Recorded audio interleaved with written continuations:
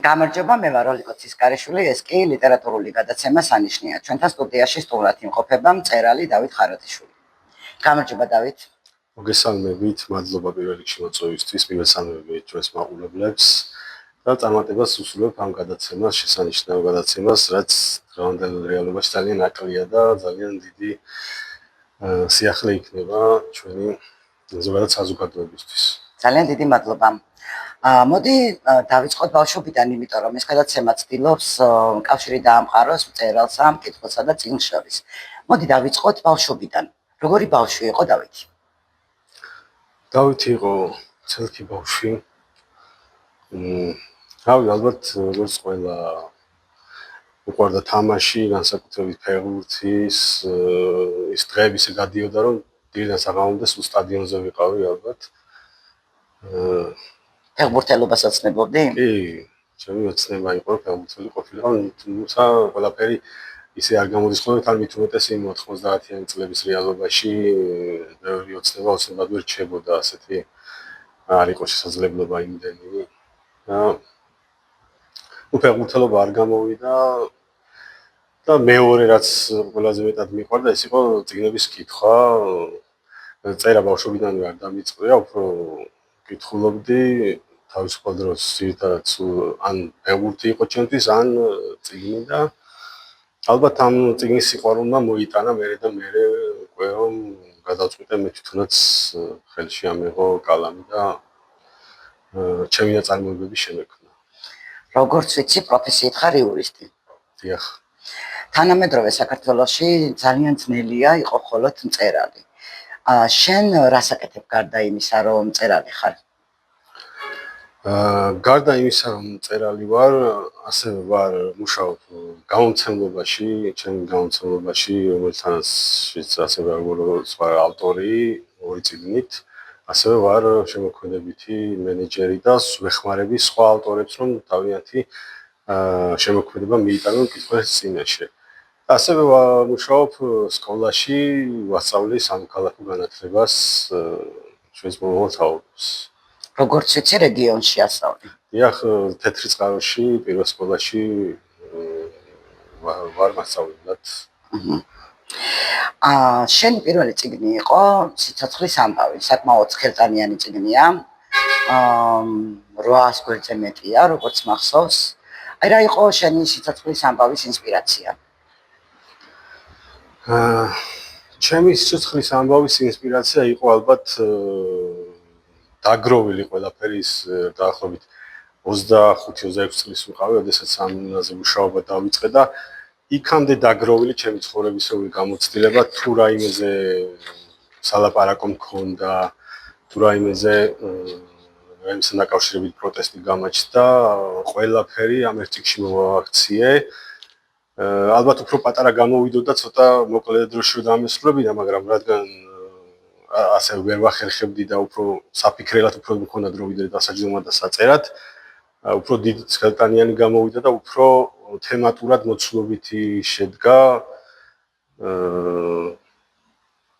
და ამ სახით იხილა მკითხველმა. აი, იყო მომენტი, როდესაც აღარ გინდოდა წერის გაგრძელება და მაინც გააგრძელე. არა, ასეთი მომენტი ყოფილა და იმედი მაქვს რომ არც იქნება. კეთილი. ბევრი ახალგაზრდა მწერალი ჩივის, რომ წიგნის დაწერის შემდეგ, რომ დაასრულებენ, მერე არის ძალიან რთული პერიოდი გამომცემლობის მოძიების და ასე შემდეგ. აი შენ როგორ გაიარე ეს პერიოდი, როგორ მიაღწიე იქამდე, რომ წიგნი დაბეჭდებიყო და დღის სინათლე ეხირა. აი როგორ იყო გზა ხელნაწერიდან სრულ წიგნამდე? საკმაოდ რთული აღმოჩნდა და ამ გზას გადის ალბათ უმრავლესობა ავტორებისა. როდესაც დავიწყე გამომცემლობის მოძიება, ძალიან გამიჭირდა, ხშირად არ იყო საერთოდ პასუხი. ან თუ იყო ისიც ზერელეც, რომ აი თავიდან მოეშორებინე.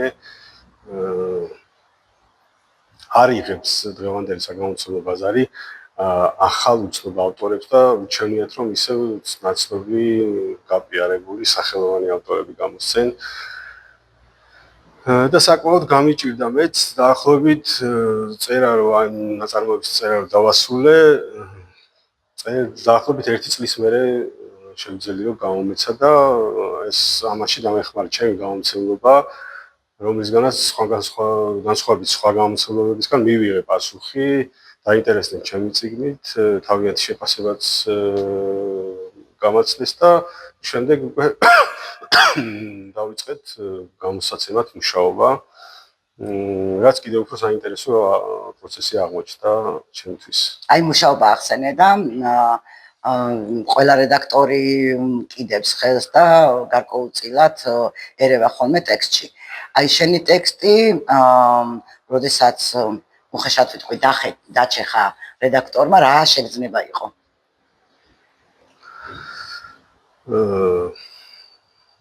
ну დიდი წინააღმდეგობა არ გამიწევია ეს უფრო თავიდან რჩევის დონეზე იყო რაღაცები რასაც დავეთანხმე რომ ამოგვეღოთ როინაიდან მართლაც ძალიან მოცულობითი ტექსტი იყო და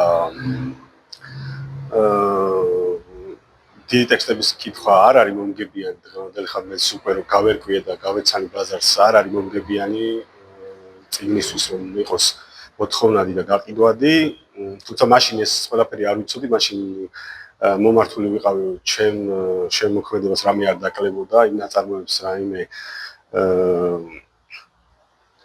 დანაკლისი არ ქონოდა ამ ამოღებული ტექსტებით და ნუ რაღაცაზე შევჯერდით რაღაცაზე ვერ შევთანხმდით და რაღაც ნაწილი მართლაც ამოვიღეთ საკმაოდ მნიშვნელოვანი ნაწილი მნიშვნელოვანად შემცი და მაგრამ თავისი ღირებულება არ დაუკარგავს ამ ტექსტს ამ ნაწარმოებს ამ შემცირებას აი შენ როდესაც დღეს უკვე რედაქტორი ხარ, როგორ უყურებ ამ პროცესს?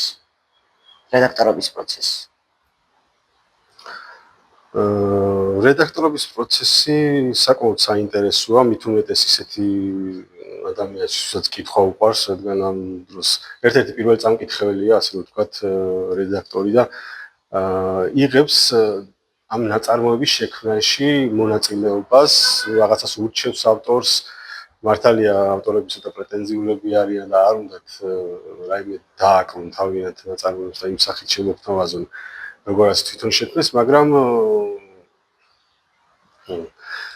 რედაქტორი მაინც უფრო კრიტიკული თვალით უყურებს, უფრო მკითხველის თვალით უყურებს და იცის რა უნდა მკითხოს და ხშირად უწევს ავტორს გაითვალისწინოს რედაქტორის რჩევები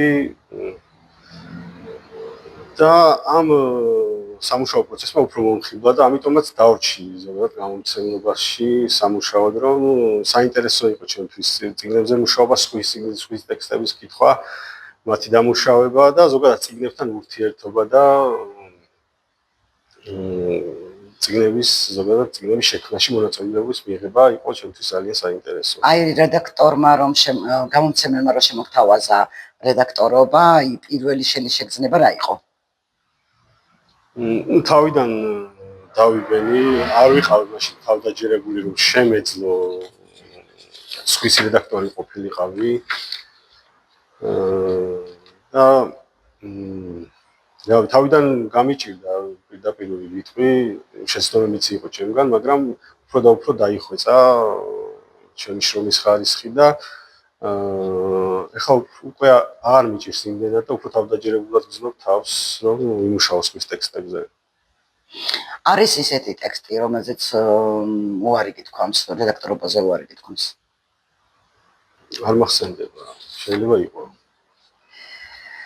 აი დღეს რომ ავტორს შეხვდე, რომელმაც პირველად მიიტანა ხელნაწერი გამომცემლობაში, რა ეთყობი?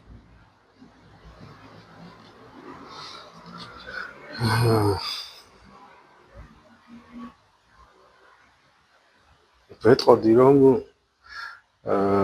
არ დანებდეს იმედით შეხვდეს ყოველ წარუმატებლობას და გამოიყენოს ახალი შესაძლებლობებისთვის, ახალი ნაბიჯებისთვის მიღებული გამოცდილება და ეცადოს მოიგოს არა გამოცემლობის, არამედ კითხველის გული. რა არის უფრო რთული, საკუთარ წიგნზე მუშაობა თუ სხვის წიგნზე მუშაობა და დარედაქტირება? ალბათ რომელი უფრო პასუხისმგებელი სხვის წიგნზე, იმიტომ რომ მაინც სხვის შემოქმედებას ეხები და საკუთარ შემოქმედებაში მაინც თავისუფალი ხარ. კარგი. აი დღეს რაზე საუბრობს ქართული ლიტერატურა? დღეს ქართული ლიტერატურა, მეტნაკლებად ყველაფერზე საუბრობს, მაგრამ მაინც არის ტაბუდადებული თემები, რომელსაც ძიმედ იღებს საზოგადოება, მაგალითად რელიგიურ საკითხებთან დაკავშირებით, ტრადიციებთან, თუნდაც უმცირესობებთან დაკავშირებით, მაინც ვფიქრობ, რომ მკითხველის შეგნება და ცნობიერება წამოსაწევია წინ და უფრო მეტიც და მეც უნდა ვლაპარაკობდეს ლიტერატურა ამ თემების შესახებ. შენ დაწერე მეორე წიგნი მოთხრობების კრებული გული ფარად. და საკმაოდ წარმატებული აღმოჩნდა, იმიტომ რომ გამომცემლობამ ჩაატრიალა ეს ტირაჟი და კითხვა მაქვს ესეთი, როდის მივხვდი, რომ შენი წიგნი იყო წარმატებული და შენ ხარ წარმატებული ავტორი. და რა ხდის მეორე კითხვის მივაბავ, რა ხდის წიგნს წარმატებულად, ტირაჟი, გაყიდვები თუ მკითხველი? რა თქმა უნდა მკითხველი, რამდენიც არ უნდა გაიყიდო წიგნი, მაინც მკითხველის შეფასებაზეა დამოკიდებული, როგორ მოეწონა, როგორ მიიღო და ჩემ წიგნთან მიმართებაში პირველი შეფასებებიდანვე უკვე მივხვდი, რომ ეს წიგნი იყო წარმატებული, იმიტომ რომ რედაქტორებმაც, სხვა მკითხველებმაც ეს შეფასება მომცა, რომ ეს წიგნი უნდა მივიდეს სხვა ადამიანების გონებამდეც, რომ ყველამ წაიკითხოს განსაკუთრებით მაშინ იყო აქტუალური თემა, რომ მაშინაც და ეხლაც არის, რომ ქვეყანაში არის აქციები, პროტესტი ხელისუფლების მიმართ და სწორედ ეს საპროტესტო პერიპეტიები იყო აღწერილი უფრო სიღრმისეულად, უფრო ადამიანის ქვეცნობიერის დონეზე და სწორედ ეს იყო შეფასების ასპექტი, რომ მისულიყო ეს ტექსტი იმ ადამიანებამდე, ვისაც ჯერ არ ქონდა გაღვივებული, ვის გულს არ იყო გაღვივებული საპროტესტო განწყობა. დათო, რადგან შენ გამომცემლობაზე გველაპარაკე, მაინტერესებს სამომავლო გეგმები გამომცემლობის. მინდა გითხრათ, რომ 1 აგვისტოს გამომცემლობას აქვს დაბადების დღე. 6 წლის ხდება და ამ თარიღთან დაკავშირებით ალბათ ეს დაემთხვა, ძალით არ გვიქნია, ჩვენი საიტი დაიწყოს ფუნქციონირებას და უკვე საიტიდან შეიძლებათ ჩვენს მკითხველებს გამოიწერონ წიგნები და სახელიდან გაუსვლელად შეიძინონ საკურიერო მომსახურებით. საიტის მისამართია mypublishinghouse.gr. მოდი ახლა ბლიც კითხვებზე გადავიდეთ. წიგნი, რომელსაც ყოველ წელს უბრუნდები. დოსტოევსკის თეთრი ღამეები. ავტორი ვისთან ერთადაც ისადილებდი? აინ რენდი. პერსონაჟი ვისთანაც იმეგობრებდი? რასკოლნიკოვი. რომელ წიგნს დაუტოვებდი ადამიანს, რომელსაც კითხვა არასოდეს უყვარდა? ჰერმან ჰესეს კლუბი. ქაღალდის წიგნი თუ ელექტრონული? ქაღალდის. დილის კითხვა თუ ღამის? ღამის. წიგნის სუნი თუ ყავის? ყავის. საყვარელი ფერი? მწვანე. გიყვარს სუნი? მიწის. როგორ იბადება წიგნი აზრიდან, სიტყვიდან, ქმედებიდან? ყველაფერთან შეიძლება. სად იწერება შენი წიგნები? ძირითადად ჩემს სამუშაო ოთახში, თუმცა მაქვს წიგნები, რომელიც დამაქვს და თუ სადმე რაღაც ჩაგნიშნა მომინდა, ან უცხოად მომინდა რამეს დაწერა, ყველგან შემიძლია დავწერო. შენი პირველი მკითხველი? ჩემი პირველი მკითხველი ჩემი რედაქტორი ერთი სიტყვა ან წინადადება შენი წიგნიდან? რთულია გახსენება. რაც თავი მახსოვს, აღმართზე დგავარ. ერთი წინადადება, რომელმაც შენი ცხოვრება შეცვალა? განას იძულვის რა აზრი აქვს, სიკვდილიც მერეც მხოლოდ სიყვარულია. რომელ წიგნს ისურვებდი, რომ შენ დაგეწერა? ნიკოს კაზანძაკიცის ქრისტე კვლავ ჯვარს ეცმის. მოტივაციას გაძლევს, მკითხველი. გულს ხტკენს, მკითხველი. სითბოს გრძნობ, სითბოს გრძნობ ზაფხულში. ერთი სიტყვა, რომელიც შენ ცხოვრებას აღწერს. დინჯი. ერთი კითხვა, რომელზეც პასუხი ჯერ არ გაქვს. რა ხდება სიკვდილის შემდეგ? კარგი და ბოლო კითხვა, მოუნიშნე შენს კითხვას წიგნი, რომლის რეკომენდაციასაც მისცემდი. აი წეღარაც ვახსენე, ქრისტე კვლავ ჯვარს ეცმის, ნიკოს კაზანძაკისი. კეთილი. ძალიან დიდი მადლობა სტუმრობისთვის, დავით. ძალიან საინტერესო იყო თქვენთან საუბარი.